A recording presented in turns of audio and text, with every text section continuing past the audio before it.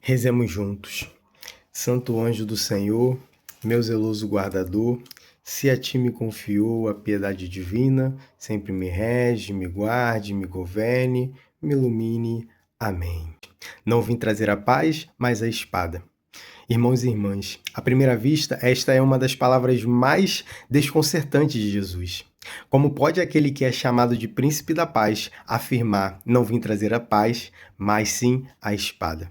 A espada de Cristo não é uma arma de guerra, é a espada da palavra de Deus, que penetra o coração, separa a verdade da mentira, a luz das trevas, o pecado da graça. Isso muito explica a divisão. Não porque ele deseja divisão, mas porque o Evangelho exige conversão. Quem decide viver a verdade, inevitavelmente entra em conflito. Antes mesmo de produzir a paz, é preciso cortar aquilo que nos impede de viver em Deus. A resposta está em compreender que Jesus não veio trazer uma paz falsa, construída sobre o silêncio, diante do pecado ou sobre acordos que escondem a verdade.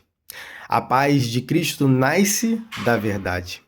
E toda a verdade, antes de reconciliar, primeiro separa. Por isso, Jesus não veio oferecer uma paz superficial, feita de aparências e concessões ao pecado. Ele veio oferecer a verdadeira paz, aquela que nasce de um coração reconciliado com Deus. Vivemos, porém, uma grande contradição. O mundo, de um lado, proclama uma falsa liberdade, diz que tudo é permitido, que cada um pode viver como quiser. Mas quando alguém erra, o próprio mundo não perdoa, cancela, condena, humilha, exclui. E do outro lado, Cristo, ao contrário, nos chama a uma vida exigente. Ele próprio nos convida a renunciarmos ao pecado, carregar a sua cruz e segui-lo.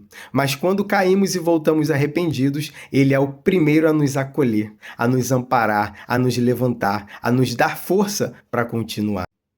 O mundo tudo permite, mas quase nada ou nada perdoa. Cristo tudo exige, mas jamais deixa de perdoar quem retorna de coração sincero. E talvez justamente por isso que muitos prefiram a falsa paz do mundo à verdadeira paz de Cristo. Essa palavra de hoje também nos convida a olharmos para dentro, não só de nós, mas da nossa igreja.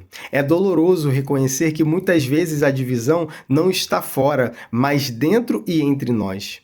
Há comunidades divididas por vaidades, pastorais que competem entre si, movimentos que ainda não superaram núcleos passados, pessoas que se aproximam da mesa da Eucaristia, mas permanecem afastadas uma das outras pelo ressentimento, pela fofoca, pelo orgulho ou pela falta do perdão.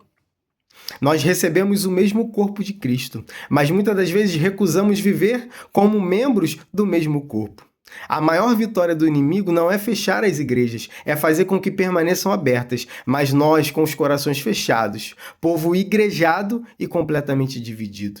Por isso o Evangelho nos pergunta hoje: com quem eu preciso me reconciliar?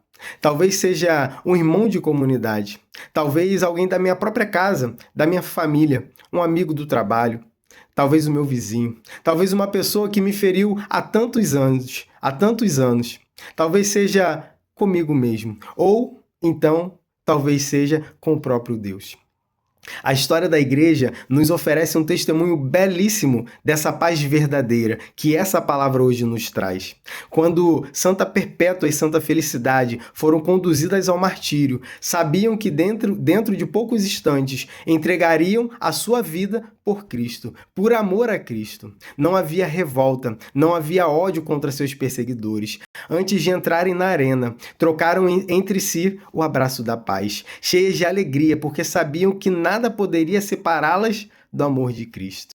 Santa Felicidade e Santa Perpétua. Que grande contraste com o nosso tempo. Quantas vezes nós rompemos amizades por pequenas ofensas, dividimos famílias por heranças, comunidades, movimentos, ECRI, EAC, JC, apenas por opiniões. As mártires caminharam para a morte abraçadas. Nós, muitas das vezes, caminhamos para a Santa Missa sem conseguir oferecer um abraço de reconciliação. Eis a verdadeira paz de Cristo. Não a ausência de sofrimento, opiniões divergentes, mas a presença de Deus no nosso coração. Essa é a verdadeira paz de Cristo. E antes de terminar esta meditação, faça um propósito consigo mesmo, mas um propósito concreto. Não espere que a outra pessoa tome a iniciativa. Dê você o primeiro passo. E aí podemos combinar assim: quem fizer primeiro o encontro com Cristo, dá o primeiro passo. Então, ou seja, se apresse. A caridade começa quando deixamos Deus vencer o nosso orgulho. Peçamos hoje que a espada da palavra corte tudo aquilo que impede a comunhão. O nosso egoísmo, a soberba, a inveja, a necessidade de ter sempre razão e a incapacidade de perdoar. E assim eu concluo a nossa meditação. Se apresse, tenha pressa. Tenha pressa. A espada de Cristo corta o pecado e o orgulho para que, ao final, resplandeça o verdadeiro sinal do cristão, o amor que une os irmãos. Diria Monsenhor Jonas nesse momento. Com toda certeza ele diria nesse momento.